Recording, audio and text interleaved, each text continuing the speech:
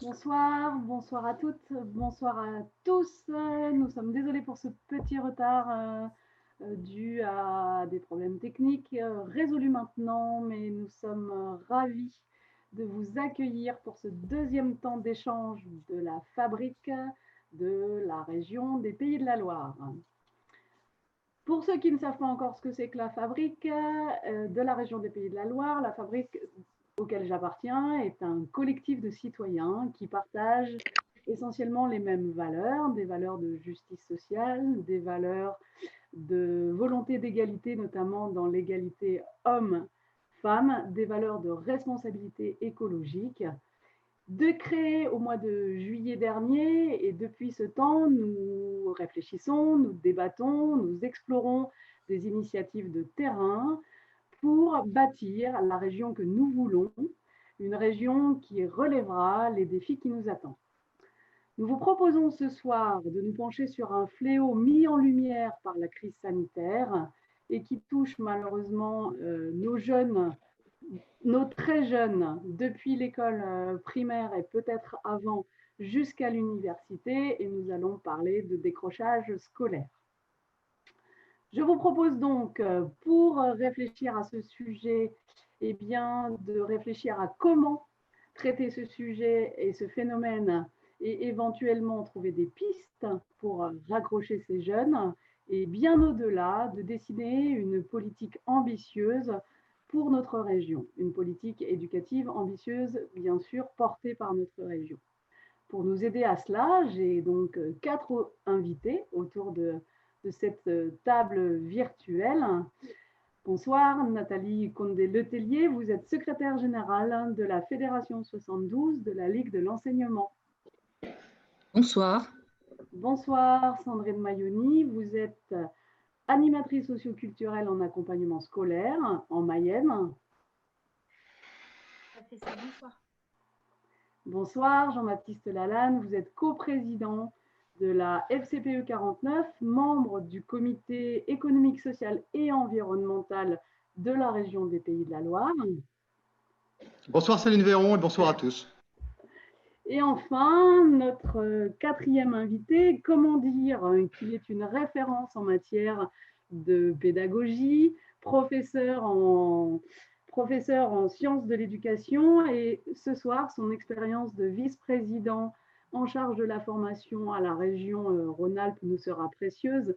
Bonsoir Philippe Mérieux. Bonsoir à toutes et à tous. Bien, avant de commencer, de vous expliquer, de vous dire plus avant le déroulé de notre débat, je vais vous proposer une petite vidéo de présentation.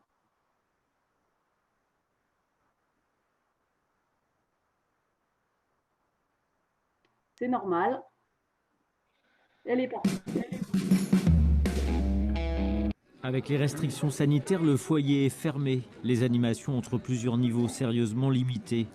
Dans ce marasme ambiant, le défi coloré apporte une fine couche de légèreté. Ça fait quelque chose à faire. En plus des cours, de venir, de traîner les pieds, on se dit ah tiens c'est lundi, on change de cours. Vivre cette période de jeunesse-là en même temps que cette crise sanitaire, ça provoque des angoisses et des inquiétudes assez particulières. Nos projets ils sont mis à plus tard, mais on ne sait pas quand. Et puis on va arriver à avoir zéro vie sociale au final.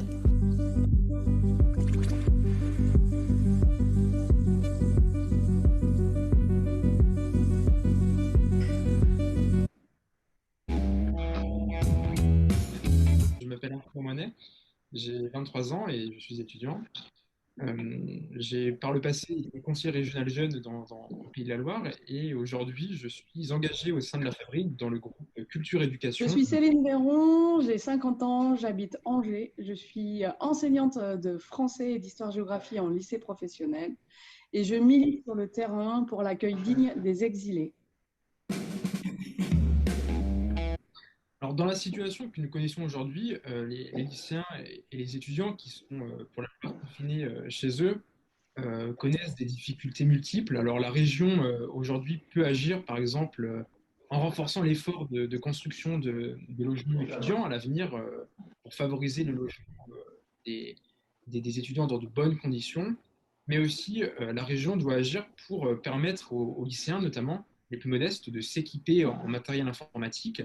Et en cela, le dispositif Ordipass, qui était mis en œuvre lors de l'ancienne mandature, est un bon outil à relancer dans les années à venir pour permettre à ces derniers de s'équiper à moindre coût. Une des solutions que nous pourrions mettre en place pour pallier à la fracture numérique de mes élèves, ce serait dans un premier temps de les former à l'école à l'utilisation des outils numériques. Ensuite, il faudrait les doter. Il faudrait que chaque lycéen puisse avoir accès à une tablette, voire un ordinateur, ou au minimum à un accès Internet via son téléphone portable.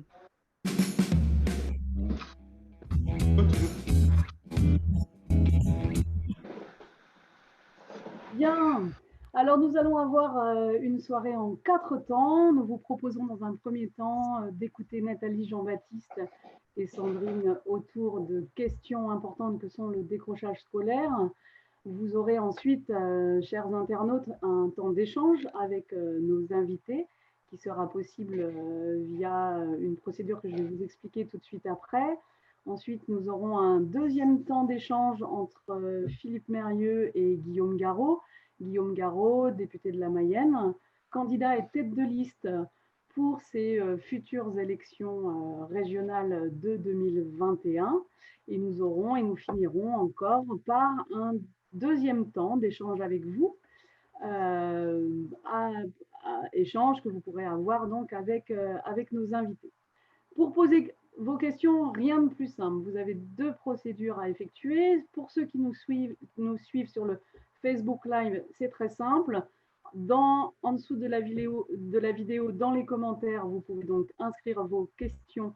Et toute une équipe, une nombreuse équipe derrière nous fera du recueil des questions. Pour ceux qui nous suivent via le logiciel Zoom, il vous suffit d'aller dans la barre du bas de votre écran. Vous avez un petit outil qui s'appelle questions-réponses et vous pouvez éventuellement poser vos questions sur le chat. N'oubliez pas aussi que nous sommes une fabrique citoyenne, que vous avez sans doute de l'autre côté de l'écran plein de propositions à nous soumettre pour lutter contre le décrochage et trouver des solutions pour nos jeunes. N'hésitez pas à nous les faire remonter via ces deux outils que je viens de citer et aussi de participer à cette plateforme de la région des Pays de la Loire puisque vous pouvez faire des propositions en direct. Première question à mes invités, Nathalie, Jean-Baptiste, Sandrine. Vous allez avoir très peu de temps parce qu'on me dit à l'oreillette qu'effectivement nous n'aurons que 1h20 à peu près. Si nous pouvions tenir 1h20 de débat, ce serait très bien. Pour vous, qu'est-ce que le décrochage scolaire? Est-ce que vous pourriez définir le décrochage scolaire en quelques mots? Sandrine, peut-être?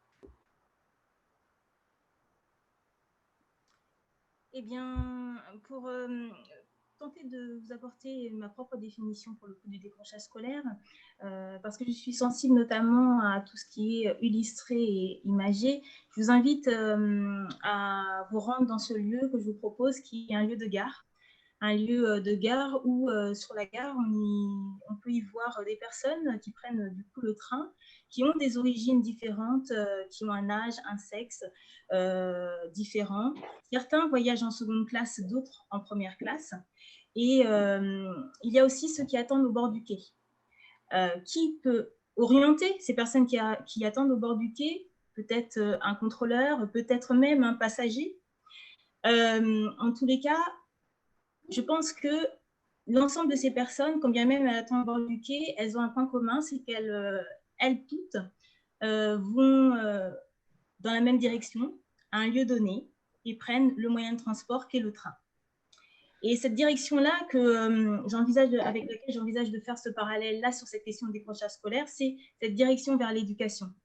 En fait, c'est comment remettre sur les rails, comment faire en sorte que chacun en fait, puisse avoir une certaine place dans cette voiture qui constitue, qui se trouve dans le train, comment faire en sorte de lutter justement contre l'essoufflement d'un essoufflement scolaire, comment redonner l'envie d'apprendre, renforcer la confiance et renforcer les éventuelles capacités de réussite, valoriser, accompagner l'enfant dans son travail. Voilà, je pense que c'est un questionnement et une direction vers l'éducation que chacun doit se poser. Il n'y a pas à prendre en compte uniquement le jeune. Je pense aussi que le parent et nous, en tant qu'acteurs éducatifs, nous faisons pleinement, nous devons pleinement questionner là-dessus. Merci Sandrine. Nathalie, est-ce que tu as une Alors, je vais faire définition du moins décrochage scolaire? moins poétique, mais voilà, c'est l'éloignement de l'institution en tant que telle, mais c'est avant tout un besoin d'aide, je pense. Un besoin peut-être de découvrir autre chose que l'école, institution et la famille. Le besoin de retrouver le goût d'avoir des projets dans la vie pour avancer, pour soi, pour devenir quelqu'un, pour grandir. Et ça passe forcément voilà, avec les autres, un partage avec les autres, quels qu'ils soient, éducateurs, comme l'a décrit Sandrine. Très bien. Merci Jean-Baptiste. Oui, alors bonsoir. Et effectivement, le décrochage scolaire, c'est un enjeu extrêmement important. C'était déjà un enjeu important avant la crise, hein, avant le Covid, bien sûr. J'aime bien l'image du train, des wagons qui décrochent. Moi, je dirais que le décrochage scolaire, on va en parler ce soir, c'est celui des élèves, mais c'est aussi celui des parents. Il y a aussi des parents qui ont décroché. La situation était quand même, et toujours, exceptionnellement compliquée, douloureuse quelquefois. Donc, décrochage des élèves, décrochage des parents, et puis, sans vouloir ironiser, décrochage aussi de l'institution. Et on en reparlera parce que on peut aussi s'interroger sur les moyens et les stratégies de l'institution et du gouvernement par rapport à cette crise, notamment entre les deux confinements. Nous, enfin, à la FCPE, nous pensons d'ailleurs que les leçons n'ont pas été suffisamment bien tirées, peu ou mal tirées du premier confinement. Voilà, on en reparlera, mais pour moi, c'est ça, le décrochage, c'est à plusieurs niveaux. Merci. Merci. Que dire que le monde enseignant partage aussi, hein, moi je suis issue de ce milieu-là, vos réflexions sur le décrochage et sur les wagons, et pourtant ils sont tous dans le même train au départ, et puis te rejoindre Jean-Baptiste sur les moyens mis en place qui auraient pu être peut-être plus innovants, et en tout cas le monde effectivement enseignant. Moi en lycée professionnel, j'ai vraiment vu que l'institution et ce qu'on pouvait mettre en place ne pouvait pas répondre aux besoins de mes élèves. Parce que, pour faire un peu froid dans le dos, j'ai perdu, quant à moi, 80% de mes élèves pendant le confinement. Je parle de relations pédagogiques. Après, on a continué à avoir des relations sociales, mais via SMS, mais en tout cas, je les ai perdus pédagogiquement. Deuxième petite question pour nous ce soir. Alors, quel est l'impact, à votre avis, de la crise sanitaire et des confinements à court terme, à moyen terme et à long terme sur le décrochage scolaire? Comme je suis un bon prof, je vais donc changer d'interlocuteur. Peut-être, Nathalie, tu peux commencer à répondre.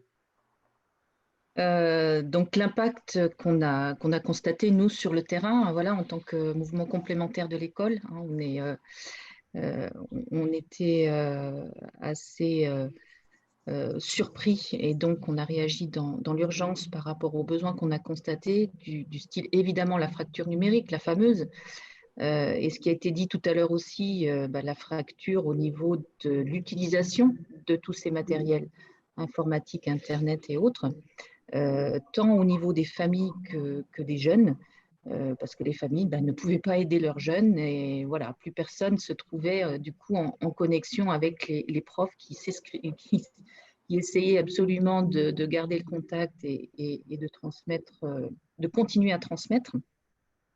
Donc, cette organisation à distance a révélé un désarroi profond, je pense, au niveau des jeunes et de leurs familles. Le décrochage scolaire, oui, il s'est accompagné du décrochage social aussi. Ça, c'était très net. Et puis, du coup, l'installation d'une méfiance, d'un climat de déconfiance, je l'appellerais comme ça, au moment du déconfinement, pour retourner vers le lycée, pour retourner vers les professeurs.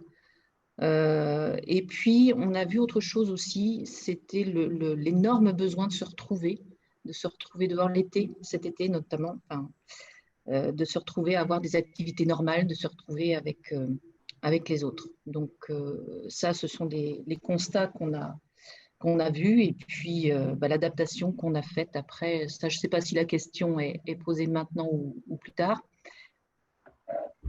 Un peu plus tard. Un peu plus tard, d'accord, sur l'adaptation de l'accompagnement qu'on peut réaliser du coup avec ces jeunes et leurs familles notamment. Merci Nathalie. Jean-Baptiste, est-ce que tu as une réponse à la question de l'impact à court, moyen et long terme sur le décrochage? Oui, alors une réponse, je ne sais pas, mais une observation certainement. La crise actuelle a évidemment été révélateur et un accélérateur des inégalités.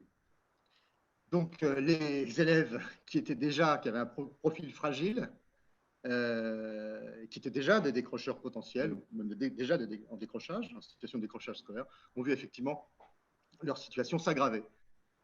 Pour moi, cette crise, elle a aggravé les inégalités, accentué les disparités. Et effectivement, on a des profils, on sait qu'il y a eu des profils d'élèves qui étaient déjà en difficulté, et cette crise les a encore plus fragilisés. Merci. On pourrait leur dire la même chose pour les familles. Sandrine, tu as des... Oui, alors nous, avec l'expérience qu'on a pu avoir sur le terrain, c'est que du coup, on s'est rendu compte que la crise sanitaire a créé forcément de l'isolement, un rapport différent à l'autre, en fait. On est dans une certaine angoisse, des situations de stress envers autrui qu'il n'y avait pas systématiquement, tout du moins avant, mais qu'il y a de plus en plus. On est sur la réserve, on observe ça chez les familles. Effectivement, moi, je travaille avec des familles originaires de différentes cultures et des familles allophones, mais aussi des gens du voyage. Et il y a parfois aussi ce phénomène-là d'inégalité déjà sociale qui crée des inégalités aussi des chances. Donc ça, c'est vraiment sur le long terme, avec, comme le disait Jean-Baptiste, ça a été révélateur de toutes ces inégalités-là qui existaient déjà auparavant. Donc ça fait qu'accentuer les choses. Et effectivement, moi, ce que je souligne également, c'est que ça peut engendrer un phénomène d'exclusion aussi, pour le coup, en conséquence. Et je rejoins totalement les dires de Nathalie, en tout cas, et de Jean-Baptiste, qu'on a pu constater, nous, sur le terrain associatif. Merci Sandrine pour ta réponse. Donc, vous faites un constat assez dramatique quand même de l'impact de cette crise sur nos élèves, mais je crois que Nathalie, tu as trouvé des solutions. En tout cas, vous avez trouvé des solutions. Soyons un peu positifs ce soir parce qu'il faut qu'on tienne le coup encore un petit moment, visiblement, avec cette crise sanitaire. Si tu avais une mesure prioritaire à mettre en place ou une expérience positive face à ce décrochage scolaire, tu nous proposerais quoi? Donc là, le décrochage, ça va être voilà, au-delà du confinement et des solutions qu'on a trouvées sur le moment pour accompagner les jeunes plus au cas par cas et leurs familles. Clairement, c'est l'encouragement à la formation, je pense, mais à différentes sortes de formations.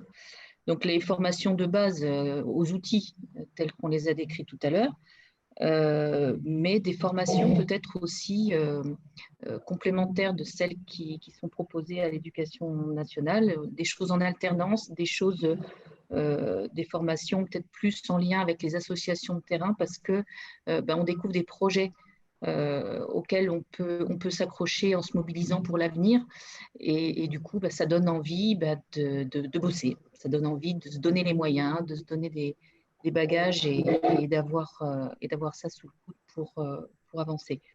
On a aussi, nous, dans nos expériences, c'est pas tout à fait une formation, on accompagne des jeunes en service civique, donc en mission de service civique classique ou en service civique décrochage.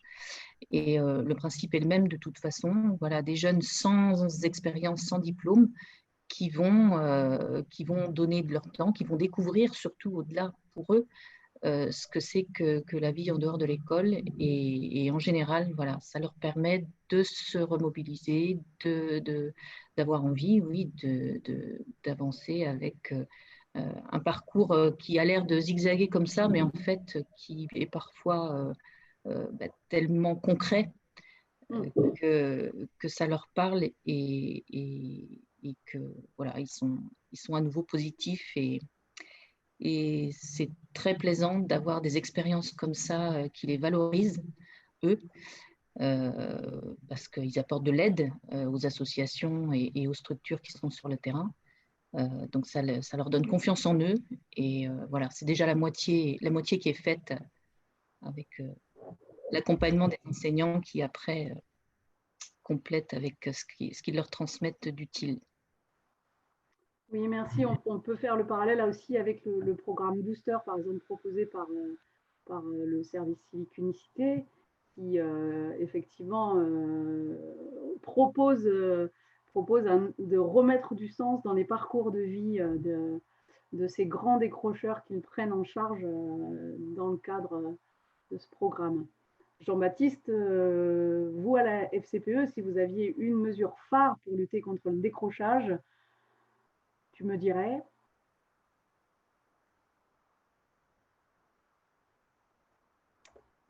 Eh bien, je vois que ça te fait réfléchir. Ou alors c'est ta caméra. Si on en avait une, on n'en a pas, parce que tout simplement, je crois que... Ah, voilà. Oui, c'est bon. Non, nous t'entendons. Non. Donc, vous m'entendez? Oui, c'est bon. Oui, c'est de nouveau bon. Non, mais ce que je voulais dire, effectivement, c'est que les parents comme les enfants ont besoin d'accompagnement dans cette période très compliquée. Et effectivement, le décrochage, il a été accéléré aussi en fonction, bien sûr, de l'âge, de la maturité, de l'autonomie des élèves. Mais soyons clairs, enfin, je veux dire, tout ça ne sont que des expédients. La continuité pédagogique, moi, j'y crois pas beaucoup. Et ce n'est pas faire insulte aux enseignants, ils font ce qu'ils peuvent. Mais clairement, on est là dans une sorte de pansement, de sparadrap, mais on est sur de l'expédient.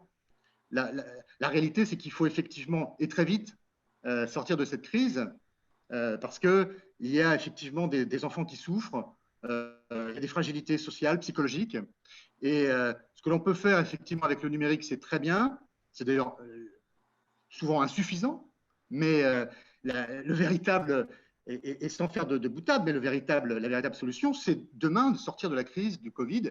Et donc, je sais qu'il y a, on en reparlera sans doute un peu, mais au fond, l'objectif, c'est la vaccination. C'est la vaccination pour tourner la page et faire reculer cette épidémie. Sinon, tout ce dont on parlera, effectivement, ça restera finalement assez, j'allais dire, anecdotique. Mais excusez mon franc-parler, mais voilà, on en est là quand même, parce que ça va faire 1 an, on va bientôt fêter 1 an de cette épidémie qui est effectivement une véritable plaie sur le plan social, sur le plan humain, sur le plan économique et sur le plan éducatif. Oui, c'est une période particulière, c'est sûr, mais on sait aussi que le décrochage n'est pas arrivé avec la crise sanitaire. C'est aussi un phénomène beaucoup plus ancien, enfin, qui existe quoi qu'il arrive. Est-ce que tu as des exemples d'expériences positives, de raccrochage en dehors de la crise positive? Est-ce que tu as croisé des élèves? Bien sûr, dans le cadre du décrochage tel qu'il existait d'ailleurs avant la crise, on a effectivement dans les établissements, et je crois que c'est très important de faire confiance dans les équipes, dans le savoir-faire, l'inventivité, la créativité des équipes dans les établissements, qui peuvent effectivement mettre en place des dispositifs pour d'abord identifier, isoler, accompagner les élèves qui sont fragiles avant qu'ils ne décrochent. Et là, on ne peut que saluer le travail qui est fait, qui est remarquable par les enseignants au quotidien dans les établissements scolaires et les équipes de direction aussi. Mais oui, je crois qu'il faut travailler plus finement. C'est ce qui est fait, mais il faut effectivement essayer d'intervenir avant, d'ailleurs, avant le décrochage, avant qu'il ait lieu, pour repérer les faiblesses, les difficultés des élèves, qu'elles soient scolaires ou autres d'ailleurs. Parce qu'on peut aussi décrocher, il y a aussi cette forme de décrochage qui n'est pas seulement liée aux résultats, enfin aux questions scolaires, mais aussi à l'environnement social. Merci. Sandrine, une solution pour lutter contre le décrochage? Oui. Déjà, pour argumenter sur la réponse à cette question, je vais rebondir sur ce qu'a pu dire Jean-Baptiste sur la continuité pédagogique à laquelle il ne croyait pas beaucoup. Moi, je me permets aussi de préciser et de compléter, j'y crois pas beaucoup, mais je me dis que c'est quand même un début. C'est à partir de là qu'il faut... c'est pas comme s'il n'y avait rien. Donc oui, ça peut essouffler les enseignants, mais justement, qu'est-ce qui se passe quand, du coup, vous, Nathalie, vous avez précisé « et la vie en dehors de l'école ». Je trouve ça intéressant comme phrase parce qu'il n'y a pas que l'école. Il ne faut pas se dire que tout se joue dans l'école. Au contraire, là où tout à l'heure j'ai argumenté sur c'est une affaire pour tout le monde, et ça concerne tout le monde, c'est qu'il y a d'autres choses qui sont à en tirer dans d'autres espaces. Donc, je pense qu'il faut maintenir et favoriser les champs d'intervention complémentaires, tels que notamment les dispositifs que moi, du coup, j'anime, comme les contrats locaux d'accompagnement à la scolarité qui nous sont financés par la Caisse d'allocation familiale.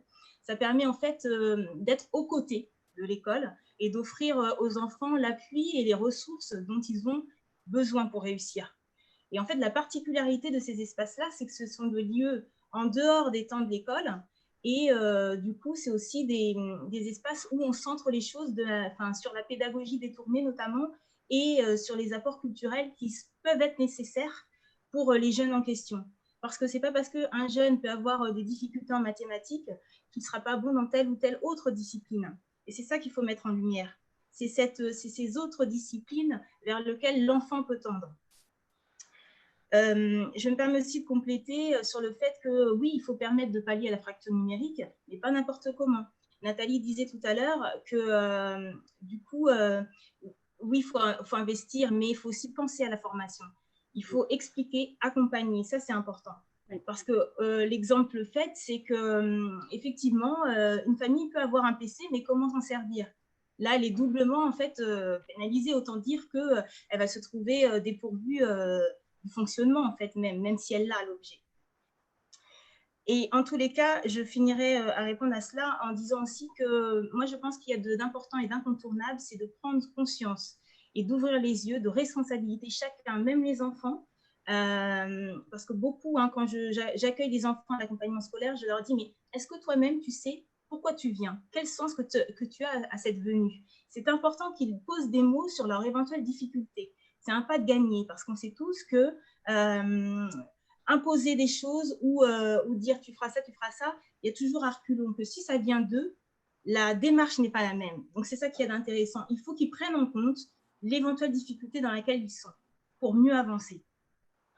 Du coup, je pense que cette prise de conscience est nécessaire auprès de chacun, de manière à voir que hier, c'était hier, et aujourd'hui, maintenant, qu'est-ce qu'on fait aujourd'hui avec tout ça? Voilà. Merci Sandrine pour cet éclairage. Il me semble, alors pour tous ceux qui nous regardent ou qui nous écoutent, vous avez quelqu'un qui est votre voix. Je vais passer la parole à Garance, qui doit avoir plein de questions en stock à vous poser. Garance? Bonjour, je vais vous poser une question envoyée via Zoom de Quentin. À quel niveau d'irrespect considérez-vous la phrase de notre Premier ministre il y a 10 minutes? Les universités ne sont pas fermées puisque les cours sont assurés en distanciel. Donc, c'est une question posée à Monsieur Lalanne. Ensuite, la deuxième question, c'est une question toujours de Quentin envoyée à Zoom, mais cette fois à Nathalie. Et en suivant la logique de Nathalie sur la question de l'éloignement, ne faut-il pas avant tout ramener les personnes près de l'éducation, loin des fantasmes ou de la vision de l'école qu'ils ont vécue il y a 20, 30 ou 50 ans? Et la dernière question est aussi envoyée via Zoom d'Emmanuel à Sandrine et Nathalie. Développer du tutorat étudiant vous paraît-il un dispositif intéressant? Les étudiants tuteurs seraient rémunérés pour aider d'autres étudiants, lycéens ou écoliers.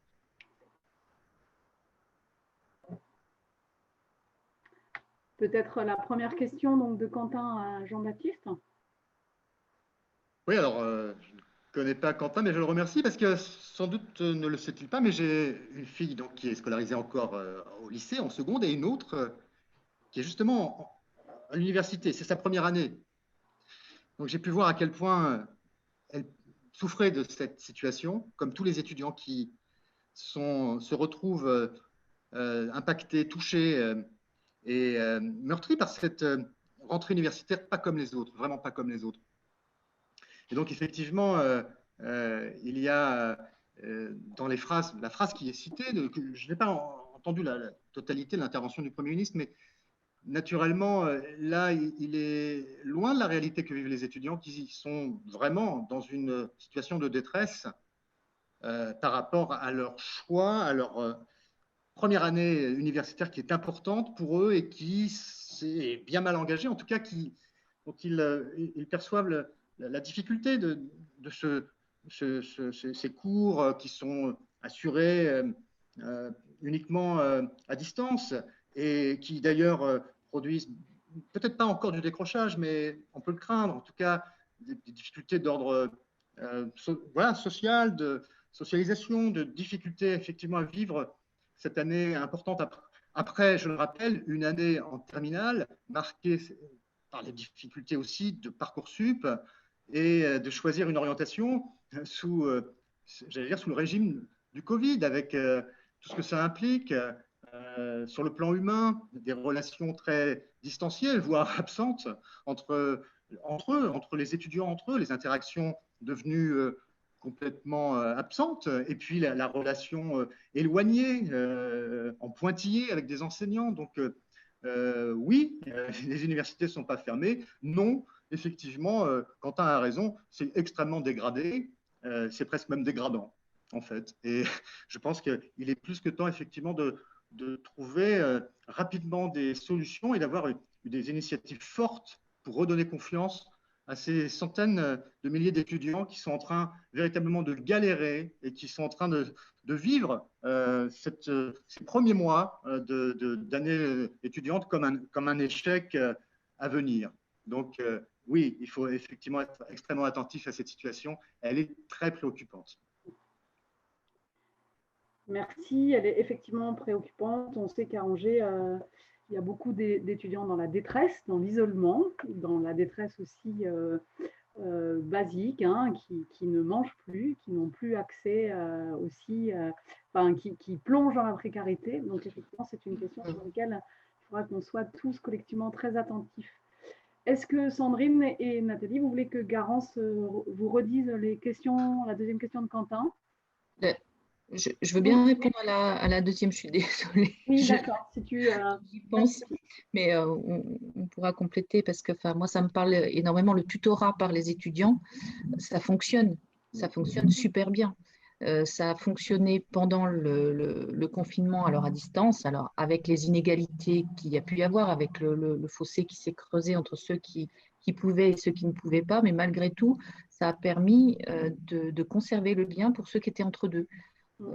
Ceux qui avaient besoin d'un accompagnement et avec une famille un peu désemparée, les étudiants ont effectué un tutorat à distance pendant cette période-là.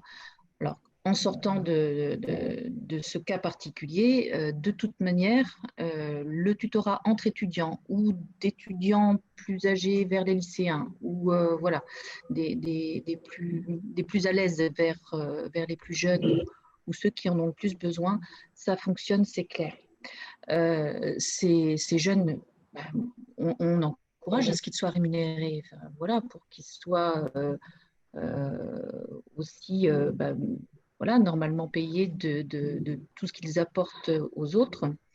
On a des bénévoles, pourtant on a des systèmes de bénévolat pour ça. Il y a des jeunes qui ne demandent rien et qui le font comme ça. Malgré tout, je trouve qu'il faut valoriser toutes ces actions-là. Par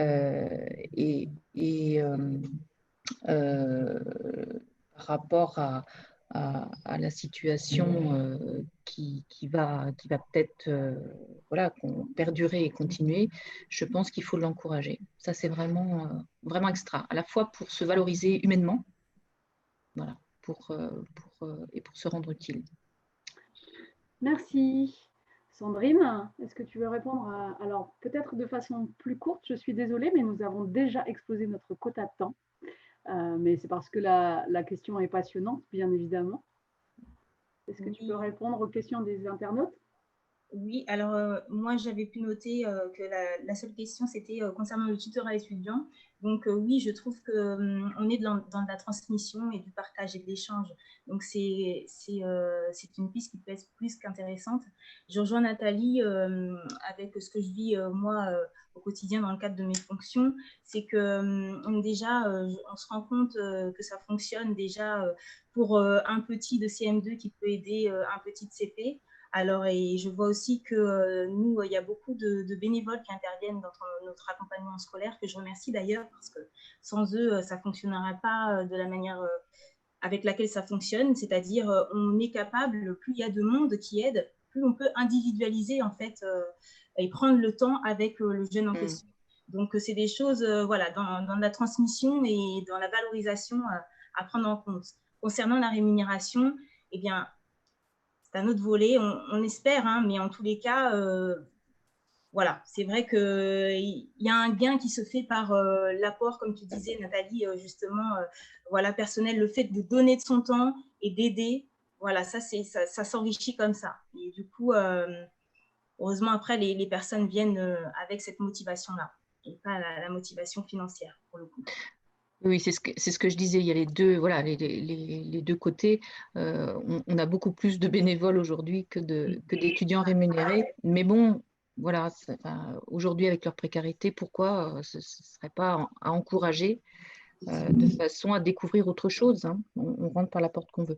Je voulais juste préciser par rapport à ça qu'il est important aussi d'accompagner ces étudiants qui eux-mêmes accompagnent les jeunes. Parce que ça, même si on a la bonne volonté, même si on a l'envie, ce qui est déjà énorme, il y a aussi des astuces, des ressources, une posture à avoir pour accompagner au mieux et le plus efficacement possible ces jeunes-là, en optimisant un petit peu ces temps qui parfois sont courts, hein, 3/4 d'heure, 1 heure. On ne peut pas faire beaucoup plus à la fois. Voilà. Merci. Et je crois, Garance, que nous avons une deuxième série de questions pour nos invités. Oui, alors là, c'est une question de Philippe qui est posée à Céline. Alors, professeur en lycée général et technologique se demande pourquoi continuer à enseigner dans des classes surchargées avec un effectif pléthorique, si ce n'est au détriment des élèves et des enseignants. Que répondre à cet enseignant qui demande un dédoublement des classes, notamment dans le secondaire? Et une deuxième question de Patrice qui nous vient du Maine-et-Loire à Nathalie. Il nous précise qu'il est directeur de séjour de vacances pour les enfants.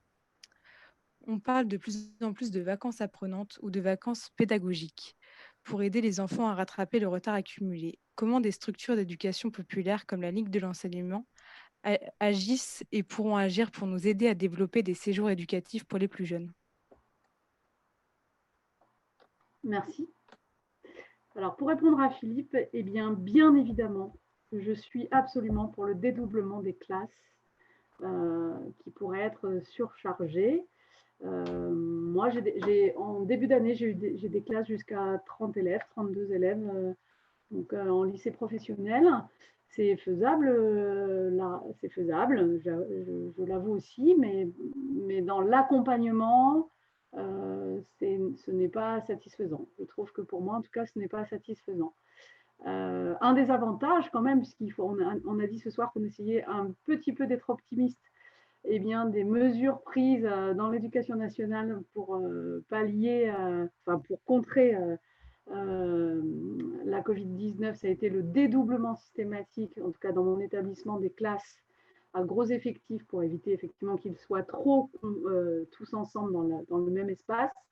Et j'avoue que pour les élèves et pour moi, en ce moment, c'est une vraie respiration de les avoir en petits groupes.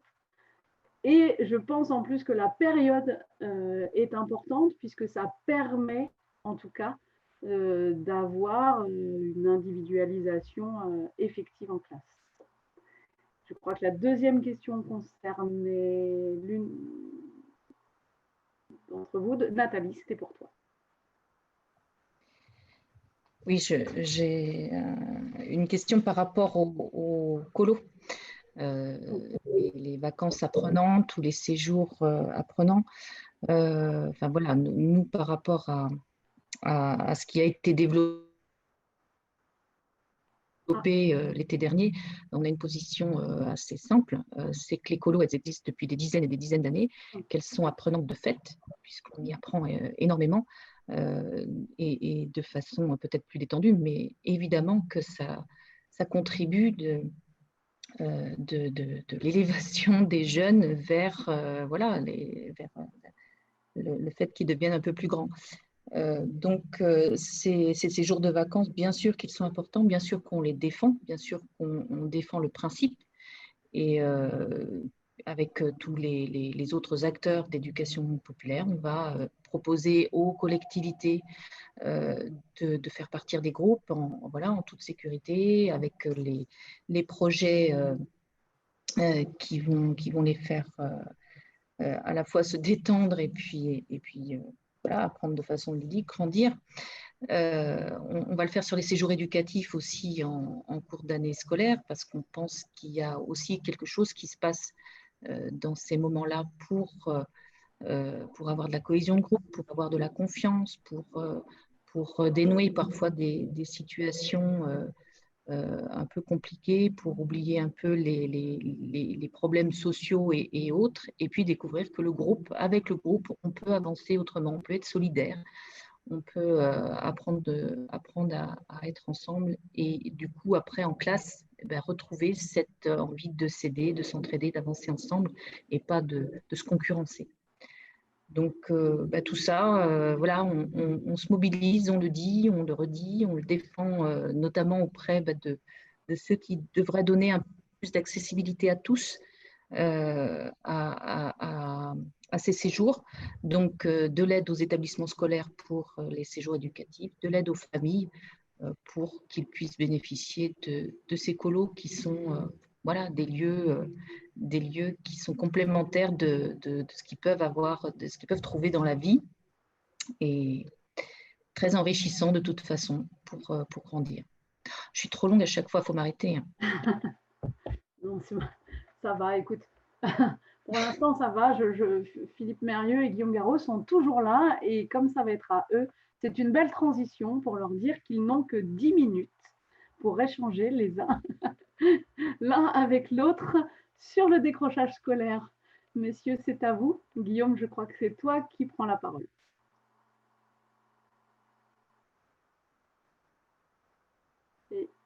Merci Céline, et bonsoir à tous.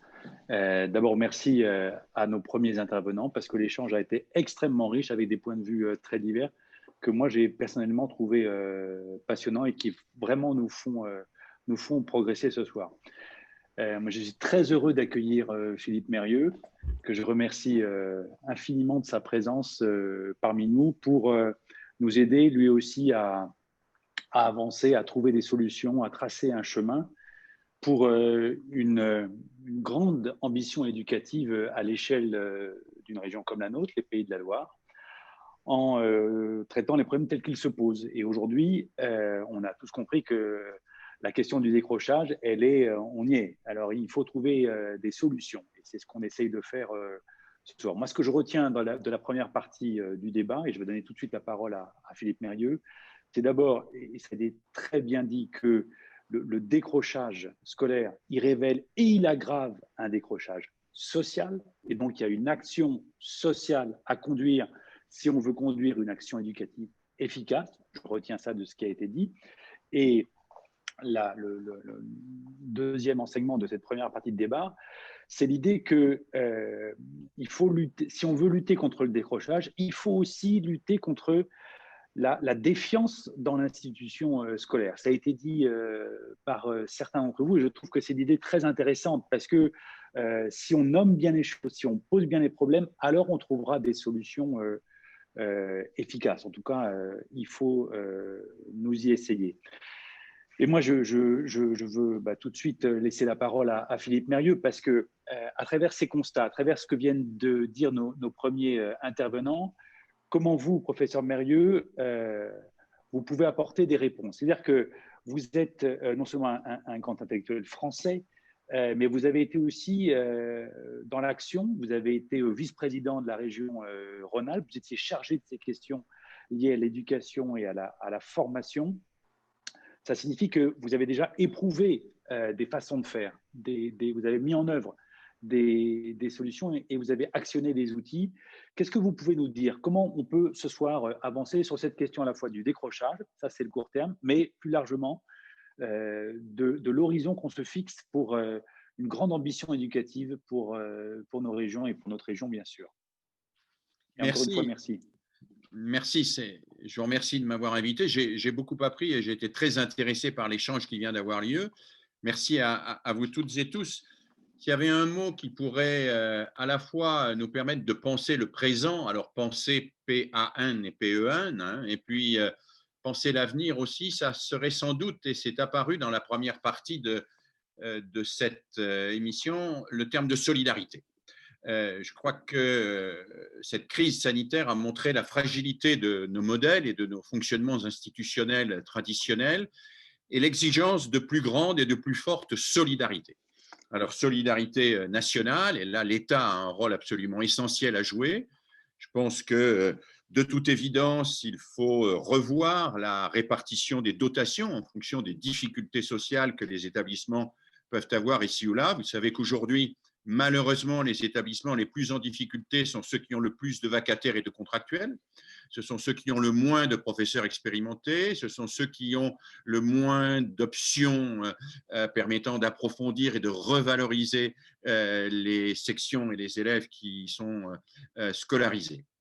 Donc, il y a une solidarité nationale à mettre en place pour enfin reprendre la grande et belle intention d'Alain Savary quand il a accéder au ministère de l'Éducation nationale, donner plus et mieux, et le mieux est important à ceux qui ont un peu moins, voire à ceux qui ont beaucoup moins aujourd'hui, à ceux qui sont décrochés.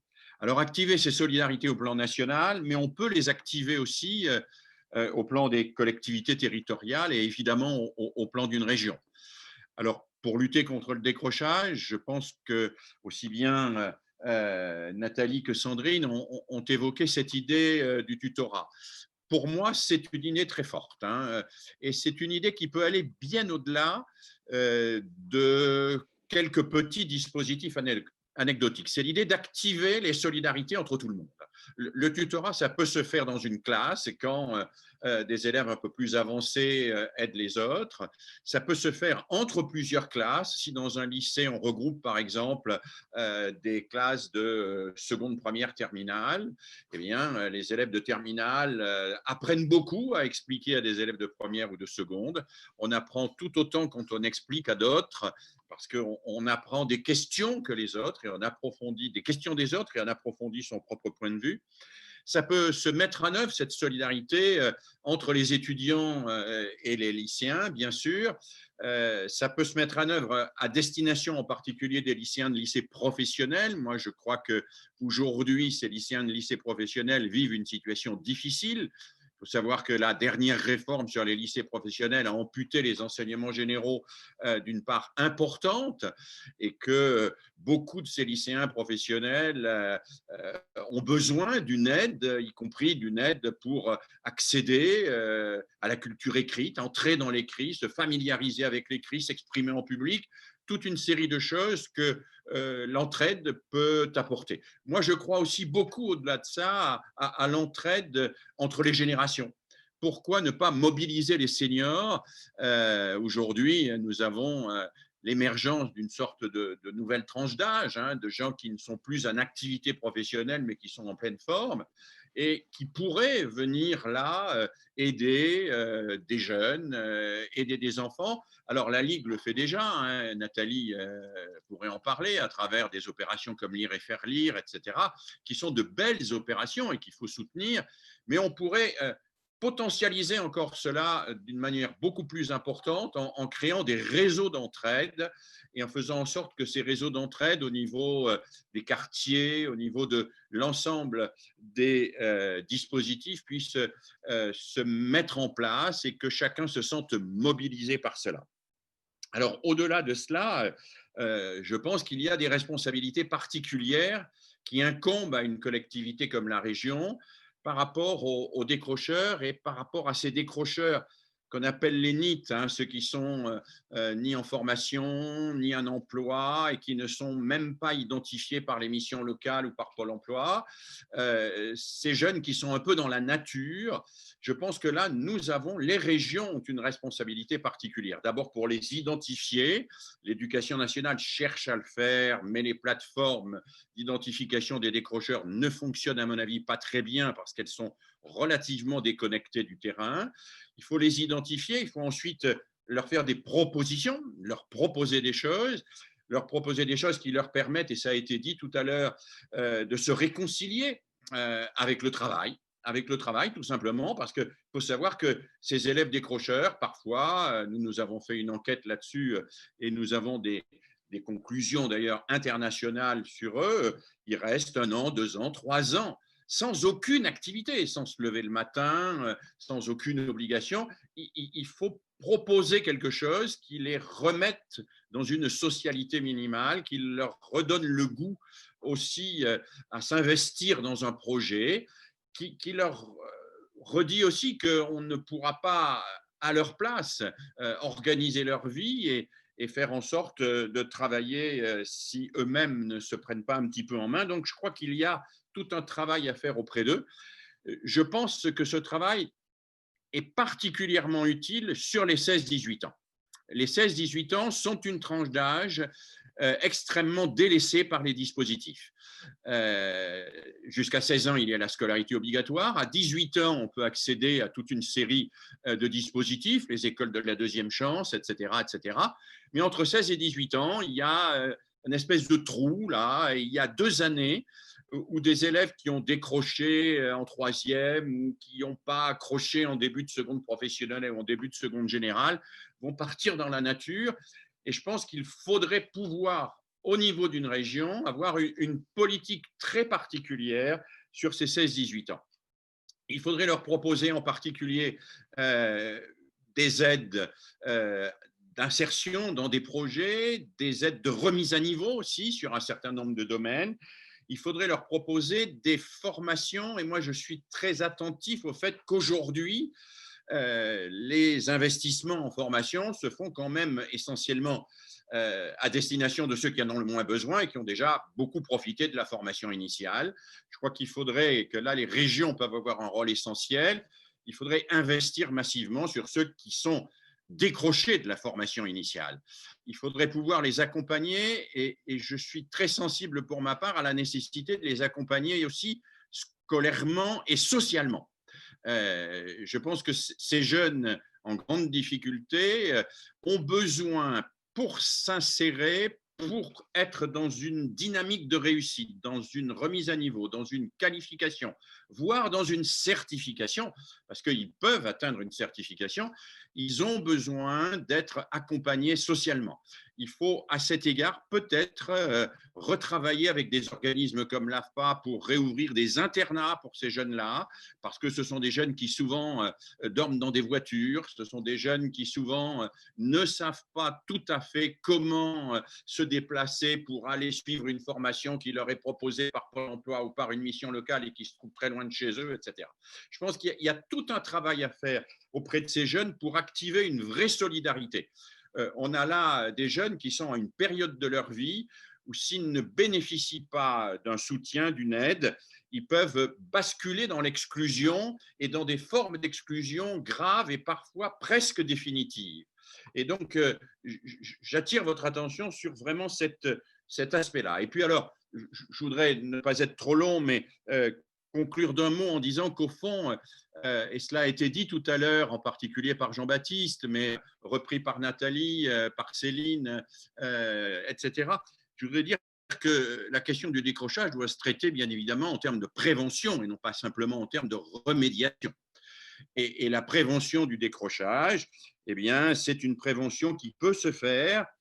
Il peut se faire à plusieurs niveaux. Il y a une responsabilité incontestable de l'État, je l'ai dit tout à l'heure, pour que les plus en difficulté aient des dotations plus significatives et non pas systématiquement des contractuels et des vacataires. Je crois beaucoup pour ma part aussi à une mesure que je propose depuis plusieurs années qui n'a jamais pu aboutir, qui serait de donner du temps aux professeurs principaux de lycée et de leur donner un petit bureau avec un téléphone, avec un ordinateur, pour qu'ils puissent non pas se contenter de téléphoner aux parents quand il y a un problème grave, que l'éclusion est à terme, mais qu'ils puissent même avoir une permanence où ils puissent recevoir les parents. Imaginez l'intérêt qu'il pourrait y avoir si un professeur de seconde, qui est une classe, qui est encore une classe difficile, un peu de détermination, pouvait disposer d'1 ou 2 heures dans la semaine où les parents savent qu'ils peuvent le joindre au téléphone, où lui-même peut, sans attendre qu'il y ait un problème grave, il peut, parce qu'il dispose d'un matériel électronique, parce qu'il a un téléphone à sa disposition et qu'il n'est pas obligé d'utiliser le sien, parce qu'il a la liste des élèves avec les références des parents et qu'il n'est pas obligé d'aller les chercher et les quémander au secrétariat, il peut intervenir et intervenir suffisamment tôt pour empêcher que le décrochage survienne.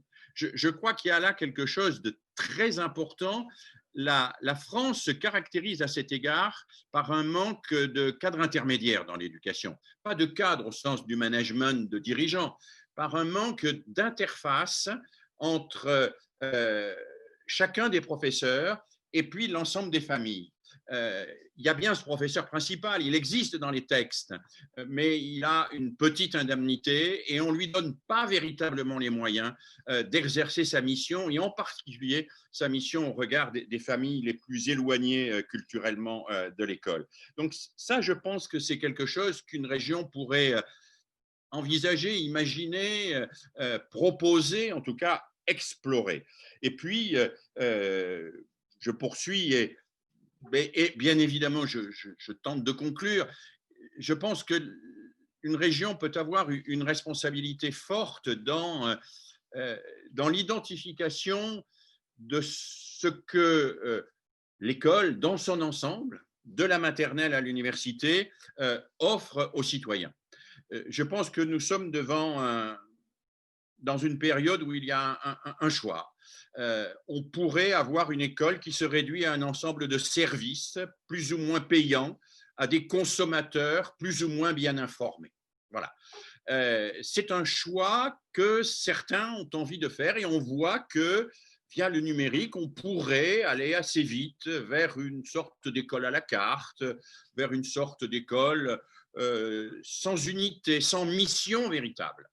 Je pense que les politiques à tous les niveaux ont peut-être le devoir de rappeler et d'incarner cette idée que l'école n'est pas un ensemble de services, qu'un service, ça se définit, enfin que la qualité d'un service se définit à la satisfaction des usagers. Bon, mais la qualité de la justice ne peut pas se définir à la satisfaction des justiciables. Une institution comme l'institution scolaire se définit à sa capacité à porter des valeurs.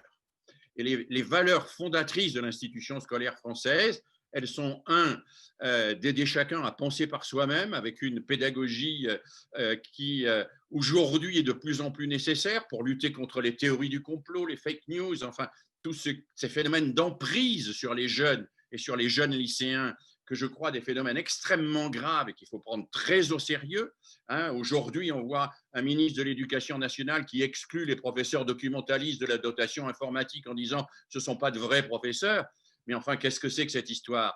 Les professeurs documentalistes sont bien évidemment des professeurs essentiels parce qu'avec leurs collègues, ce sont ceux qui expliquent que quand on cherche un renseignement sur un moteur de recherche, même si ce n'est pas Google, ce qui arrive en tête, ça n'est pas ce qui est le plus vrai, c'est ce qui est le plus séduisant et c'est ce qui est le plus capable de faire de vous un cœur de cible. Donc l'école, elle se définit par sa capacité à aider chacun à échapper à toutes les formes d'emprise et penser par lui-même, comme le disait le philosophe Kant, mais elle se caractérise aussi, et c'est très important pour moi, par sa capacité à fabriquer du commun. Et la fabrication du commun, ça passe par un travail très important sur la mixité sociale dans l'école. Le CNESCO, il y a quelques mois, il a été dissous puis reconstruit maintenant au sein du CNAM, avait organisé une conférence de consensus sur la mixité sociale, et il avait dit, en comparant tous les pays européens, la France est le pays où il y a le moins de mixité sociale dans nos écoles, et il avait utilisé une expression qui me paraît très importante. Il avait dit: cette absence de mixité sociale dans les établissements, c'est une bombe à retardement. C'est une bombe à retardement parce que c'est générateur de ghettoisation dans tous les sens du terme, ghettoisation des privilégiés d'un côté, ghettoisation des exclus de l'autre, toutes les formes de ghettoisation. Et il me semble que les collectivités territoriales, à cet égard, devraient pouvoir être consultées, exiger d'être consultées, et non pas d'être simplement des exécutants sur ces questions d'organisation de la carte scolaire, de mise en place de la mixité sociale. Il y a eu de belles avancées à l'époque où Najat Vallaud-Belkacem était ministre de l'Éducation nationale. Le chantier avait été ouvert autour de cette idée d'instaurer plus de mixité sociale. Ce chantier a été abandonné. Je pense qu'il convient que les collectivités territoriales, et en particulier les régions, s'en réemparent, parce que l'école, comme je le dis souvent, ce n'est pas simplement le lieu où l'on vient apprendre, c'est le lieu où l'on apprend à apprendre ensemble, parce que c'est cet ensemble qui fait qu'on ne forme pas simplement des gens instruits, mais aussi des citoyens solidaires. Voilà quelques remarques rapides, et je boucle avec l'idée de solidarité qui me tient beaucoup à cœur, vous l'avez senti. Merci Philippe Mérieux pour ces réponses, et vous vous doutez bien que nous avons pléthore de questions. Garance? Alors, je vous pose une question de Bruno pour Monsieur Mérieux qui nous a été envoyée via Zoom. Doit-on se résigner à laisser le soutien scolaire à des opérateurs privés hors du temps scolaire? Nous avons également une question envoyée par mail d'Adil pour Sandrine et Nathalie. Comment repérer un décrocheur? Quels seraient les outils nécessaires pour recenser les décrocheurs dans leur région? En lien avec cette question, Mathieu sur Facebook demande comment s'organise le repérage et si la région est le bon niveau pour travailler sur ça. Oui, alors c'est beaucoup de questions. La question du soutien scolaire, bien sûr que non, c'est un véritable scandale, la France, que ces officines privées de soutien scolaire, qui bénéficient d'ailleurs d'avantages fiscaux extrêmement importants. Mon collègue Jean-Paul Delahaye les avait chiffrés à une époque. Le chiffre ne me vient pas actuellement, mais cela représente plusieurs dizaines de millions d'euros. Comment se fait-il que la France exonère fiscalement, enfin, donne 50% d'avantages fiscaux à des officines privées de soutien scolaire? Comment se fait-il qu'un service public comme Radio France, par exemple, fasse tous les jours, à plusieurs reprises, l'éloge, non pas l'éloge, la publicité payante évidemment, mais la publicité en disant: si vous voulez vraiment préparer le bac et le préparer dans des conditions sérieuses, c'est pas à l'éducation nationale qu'il faut aller, c'est vers telle officine privée ou telle autre. Ça, c'est absolument insupportable, et il me semble que là, nous avons à affirmer et à afficher que la question du soutien scolaire, d'abord, se traite en amont, elle se traite dans la classe elle-même, parce que c'est dans la classe qu'on apprend à travailler et qu'on apprend à faire ses devoirs, qu'on apprend à faire une dissertation. Faire une dissertation, ce n'est pas donner en fin de cours, à la fin du premier trimestre de seconde, un sujet et laisser les élèves se débrouiller, c'est la faire avec eux dans la classe, c'est la construire avec eux dans la classe. Et puis ensuite, ce soutien, eh bien, s'il existe, il faut qu'il soit développé à travers ces structures de solidarité que j'évoquais tout à l'heure, et en aucun cas, bien sûr, que l'on sous-traite l'échec scolaire à des officines commerciales. Alors, repérer les décrocheurs, c'est compliqué. D'abord parce que je n'ai pas le temps de rentrer dans les détails là-dessus, mais on a des typologies. Il y a plusieurs types de décrocheurs. Il y a des décrocheurs qui apparaissent très tôt et pour des raisons personnelles, pour des raisons qui tiennent à leur histoire personnelle très compliquée, et qui pourraient être repérés si nous avions, dès l'école primaire, un peu plus d'assistantes sociales ou d'assistants sociaux à l'école, si ce qui existait à l'école primaire et qui vient d'être très largement aboli, c'est-à-dire ce qu'on appelle les RASED, les réseaux d'aide et de soutien aux élèves en difficulté, étaient plus présents et pouvaient mieux les repérer assez tôt.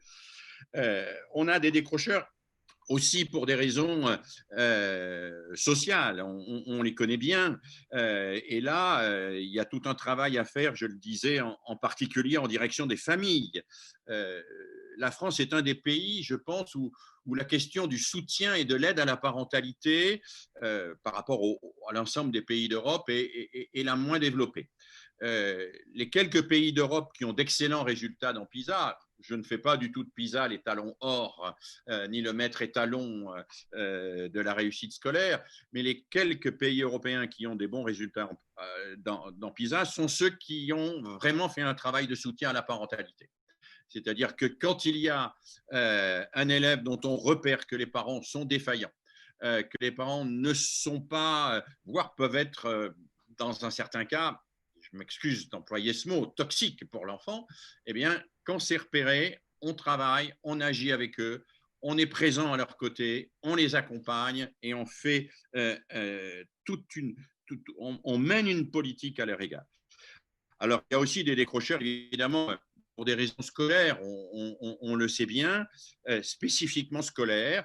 Il y a une sorte de phobie scolaire, d'anorexie scolaire, comme parfois on peut l'évoquer, pour lesquels, évidemment, le traitement est plus du domaine strictement pédagogique. Il s'agit pour eux de leur donner une appétence, une motivation. Mais trop souvent, la question de la motivation, qui est une question fondamentale, on en fait un préalable dans l'école, alors que c'est un objectif. On dit de cet élève, il ne réussit pas parce qu'il n'est pas motivé. D'abord, en général, c'est souvent l'inverse. Il n'est pas motivé parce qu'il n'a jamais réussi et qu'il n'y a rien qui démotive plus que l'échec. Ça, c'est clair. Et ensuite, la motivation, ce n'est pas un préalable. Moi, je n'ai pas le droit, quand je suis professeur, d'écrire sur le fronton de ma classe, comme Platon décrivait « nul n'entre ici s'il n'est géomètre ». Je n'ai pas le droit d'écrire « nul n'entre ici s'il n'est pas déjà motivé ». Parce que si j'écris « nul n'entre ici » parce qu'il n'est pas déjà motivé, nul n'entre ici s'il ne sait pas faire son travail tout seul, consulter un dictionnaire, être autonome dans sa recherche documentaire, évidemment, je ne scolariserai que les bons élèves. N'aider que les élèves motivés ou considérer que ceux qui sont démotivés n'ont droit qu'à l'échec, c'est renoncer à l'ambition républicaine qui est de mobiliser tous les enfants sur les savoirs. Et donc là, on a un vrai travail et je pense que les collectivités territoriales peuvent aider en aidant au sein des établissements les projets qui sont capables de mobiliser des élèves, de les mobiliser, y compris sur des enjeux culturels forts.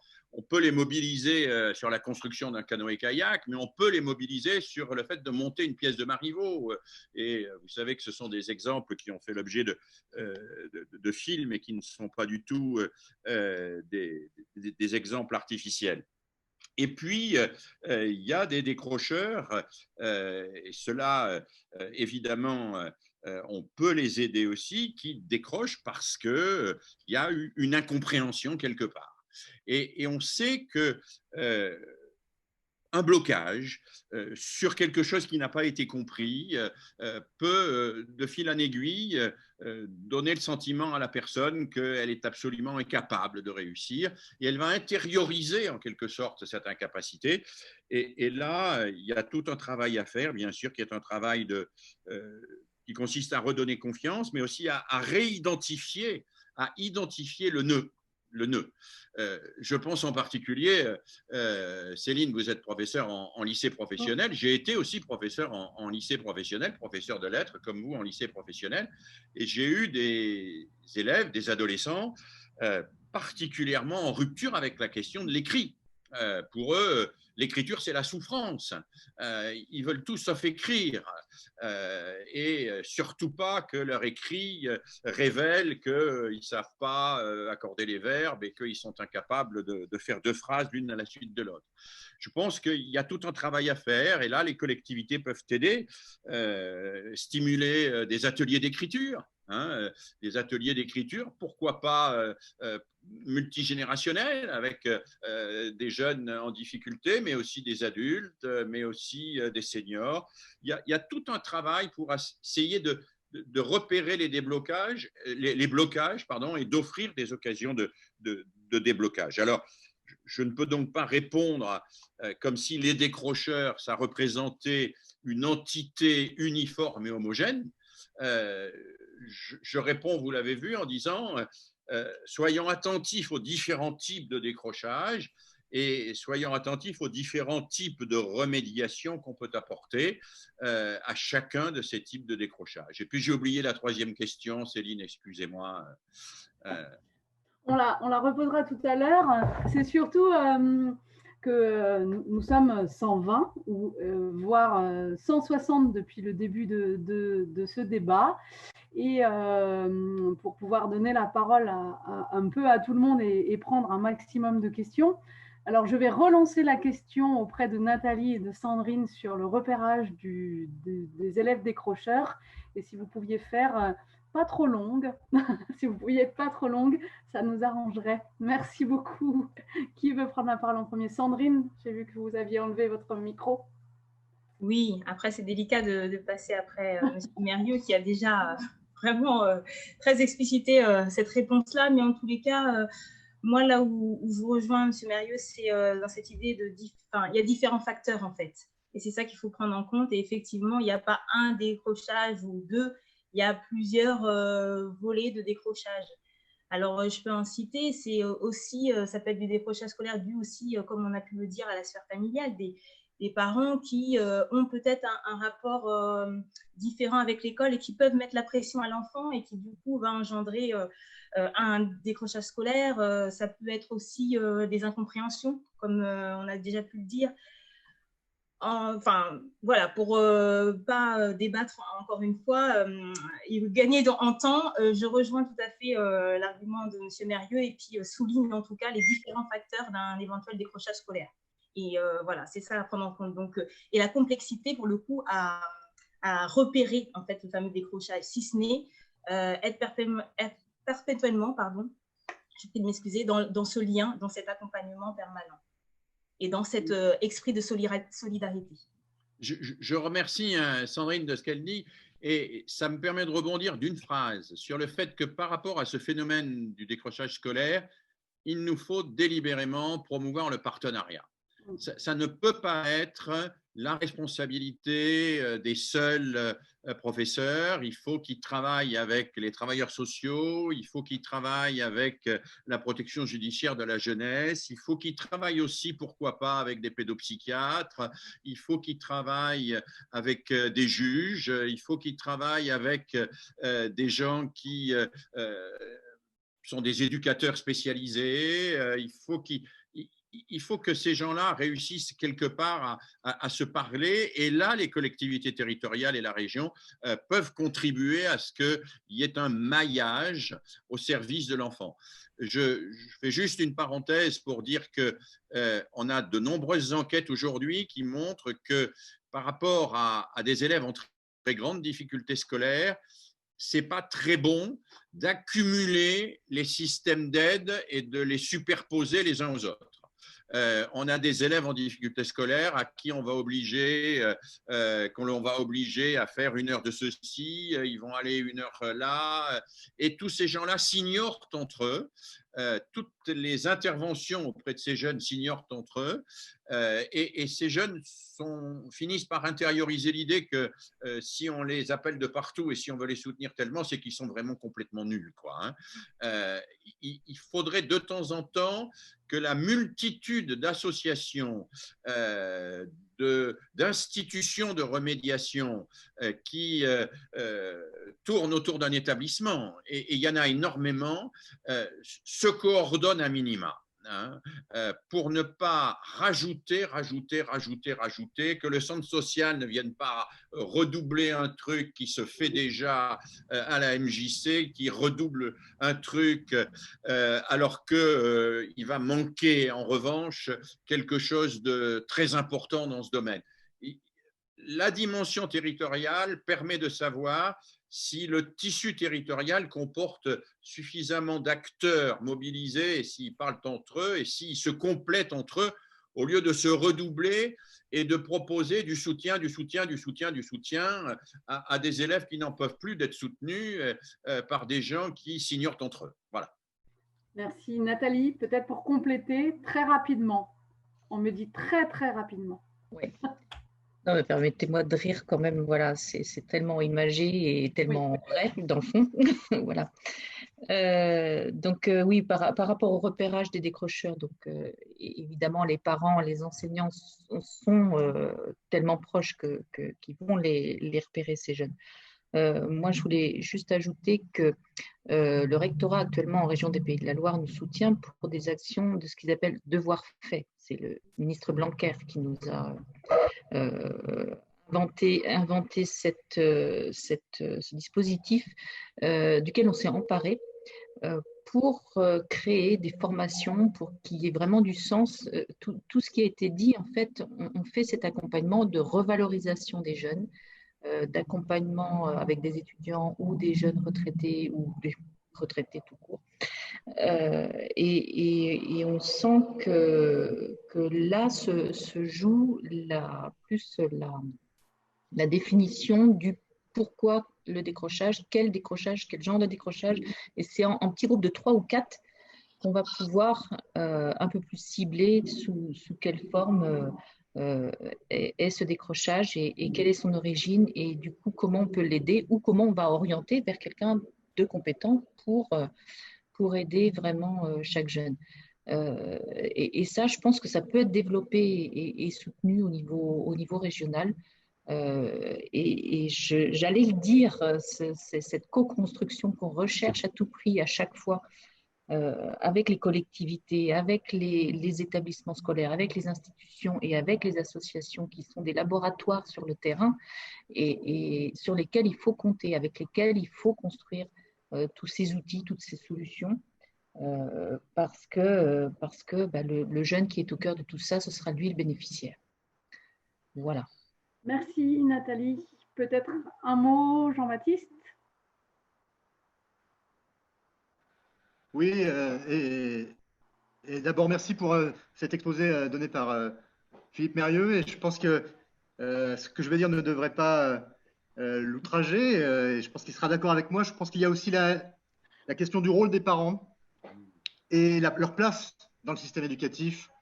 Et j'insisterai beaucoup sur cet aspect avant la fin de l'émission parce que véritablement, et à la FCPE, nous sommes attachés à plusieurs principes, dont celui de la coéducation. Ça ne veut pas dire qu'on fait à la place des enseignants, mais que sur ces questions éducatives et de réussite des enfants et de lutte contre les inégalités, il faut vraiment donner leur place aux parents et valoriser ce qu'ils font à travers des instances qui sont souvent négligées par l'institution elle-même.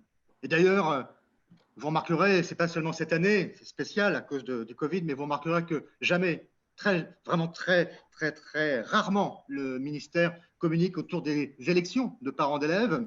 Et pourtant, je pense que la démocratie scolaire, si tant est que cela existe, c'est quelque chose qui est important et que les parents, en les associant, et en associant tous les parents, et en leur donnant effectivement la parole, je pense qu'on peut aussi lutter contre le sentiment que l'école n'est pas faite pour eux, et donc par là que les enfants effectivement peuvent être mieux accompagnés, je pense, par des parents qui sont investis, qui ont confiance et qui sont des partenaires des établissements scolaires. Merci. Oui, je me permets, Céline, non seulement de dire mon accord total avec ce qui vient d'être dit concernant les parents. Oui, il faut communiquer sur l'élection des délégués de parents. Oui, il faut que les parents n'aient pas le sentiment d'être sur un strapontin, parce qu'on ne peut pas simultanément les mettre sur un strapontin et à côté leur reprocher de vouloir intervenir et d'être trop interventionnistes. Il faut réellement s'engager dans cette coéducation. La coéducation, ce n'est pas la confusion des rôles, hein. Prenons un exemple extrêmement simple, le numérique. Le numérique est un enjeu majeur aujourd'hui. Qui peut dire que les profs seuls vont aider les enfants à maîtriser le numérique? Qui peut dire que les parents seuls vont aider les enfants à maîtriser le numérique et à savoir utiliser correctement un smartphone et ne pas être esclave des GAFAM? Non. Si on prend un exemple comme celui-là, qui est l'exemple de la vie quotidienne le plus banal, on voit bien qu'il faut qu'on se parle sur ces questions-là et il faut qu'on s'efforce de converger d'une manière éducative cohérente. Mais j'ajouterais, et là c'est une responsabilité que la région peut prendre aussi, qu'il y a les instances représentatives des parents, mais il y a aussi les instances représentatives des élèves et des lycéens eux-mêmes. Il y a les conseils de la vie lycéenne. Les conseils de la vie lycéenne sont trop souvent, eux aussi, marginalisés. Et je suis souvent agacé de voir qu'on consulte les lycéens sur des choses qui peuvent être intéressantes, la couleur des bancs qu'on va mettre dans la cour ou ceci ou cela, mais que on ne les prend pas suffisamment au sérieux sur des questions qui touchent la pédagogie. Non pas les programmes, les lycéens n'ont pas à statuer sur les programmes, c'est pas leur rôle, mais ils peuvent dire, nous on apprend mieux comme ça. Là, on aurait besoin qu'on nous aide plus particulièrement parce que ce type d'exercice, on n'y arrive pas. Et je pense que cette concertation avec les lycéens, cette aide à ce que les instances élues des lycéens prennent des initiatives, elle est importante. Et je conclurai par un point extrêmement technique, mais à mon avis fondamental et essentiel. Les régions peuvent financer la formation des délégués d'élèves. Les délégués lycéens, ils doivent être formés, ils doivent pouvoir être formés. Il y a des mouvements d'éducation populaire qui forment les délégués d'élèves. Je pense que c'est quelque chose qu'il ne faut pas négliger. Les élèves peuvent être aussi d'excellents soutiens pour le repérage des décrocheurs et pour l'aide au raccrochage de leurs camarades. Il faut leur faire confiance et il faut développer leur participation d'une manière qui soit un peu moins infantilisante et un peu plus responsabilisante qu'on ne le fait trop souvent. Voilà. Excusez-moi, Céline, mais cette question des délégués d'élèves est importante. Hein. Je trouve que c'est enthousiasmant de se dire que nous avons beaucoup de choses à co-construire, justement, pour répondre peut-être à Jean-Baptiste, et sinon je vais me faire disputer. Je le fais très rapidement. Par exemple, une des choses qui nous est arrivée pendant la période de crise, c'est qu'on a eu beaucoup, et le confinement, on a eu beaucoup accès aux parents, puisque souvent il n'y avait qu'un ordinateur dans la famille, par exemple. En tout cas, ça a été mon cas. Et j'ai beaucoup conversé avec les parents. Je pense que même quelquefois, j'ai dû corriger un ou deux devoirs de parents pendant le confinement. Mais en tout cas, c'est peut-être une dynamique sur laquelle il faudrait surfer pour co-construire et être ensemble. Et pour faire une transition hyper rapide, je pense que nous avons une question de Mégane. Mégane ?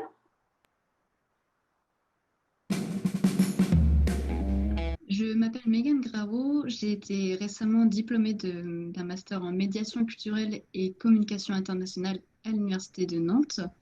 Durant mon cursus universitaire à l'université, j'ai été tutrice ambassadrice pour le SUIO. La précarité étudiante est une des causes principales à ce décrochage scolaire. Elle existe sous différentes formes, la précarité financière, précarité alimentaire, psychologique.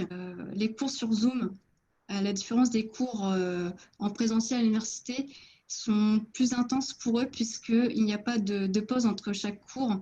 Alors qu'un étudiant, quand il va dans une salle, il se déplace, donc ça fait une sorte de coupure. Alors que là, les cours sur Zoom s'enchaînent jusqu'à la fin de journée. Donc c'est une pression, une charge de travail très importante pour eux. Je voulais savoir votre avis sur ce sujet de décrochage scolaire et plus particulièrement sur la précarité étudiante. Quelles étaient les mesures que vous avez mises en place dans vos différentes structures et institutions? Quelles étaient les mesures que vous avez mises en place pour pallier à ce décrochage et à la précarité étudiante?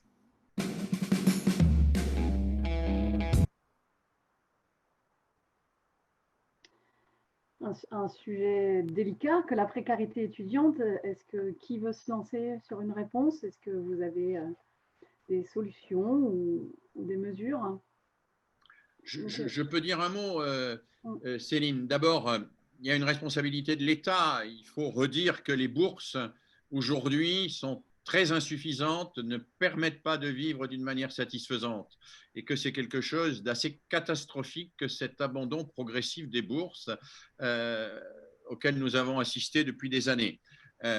Deuxièmement, il faut évidemment qu'il y ait une sorte de recherche collective de tous les partenaires. Il y a la région, mais la région ne peut pas agir sans le CROUS, le Centre régional des œuvres universitaires, qui est absolument déterminant dans ce travail, sans un rapport aussi avec un certain nombre d'organisations ou d'institutions, sans les syndicats étudiants, etc. Je pense que cette précarité étudiante, nous pourrions peut-être la combattre par des mesures plus radicales, revenu universel peut-être, ou en tout cas un moyen pour aider les étudiants systématiquement dans le financement de leurs études. À cet égard, je voudrais dire un mot sur un point qui n'a pas du tout été abordé et qui est quand même extrêmement important parce que les régions ont une responsabilité moins grande, mais quand même, c'est la question de l'apprentissage. Nous assistons aujourd'hui à une vraie campagne en faveur de l'apprentissage, mais si on regarde un peu les chiffres, on s'aperçoit qu'il y a deux apprentissages, il n'y en a pas qu'un. Il y a un apprentissage, on va dire, de relégation pour les enfants ou les élèves qui ne peuvent pas aller ailleurs, et puis il y a un apprentissage de luxe. On forme par apprentissage des ingénieurs de France Télécom en leur versant des sommes suffisamment importantes pour qu'ils puissent non seulement bien vivre, mais quasiment ils sont assurés de l'emploi à la sortie. Et je pense que les régions doivent exiger de reprendre un peu la main sur l'apprentissage, sur la carte de l'apprentissage, de faire en sorte que les établissements publics aient leur place dans la gestion de cet apprentissage.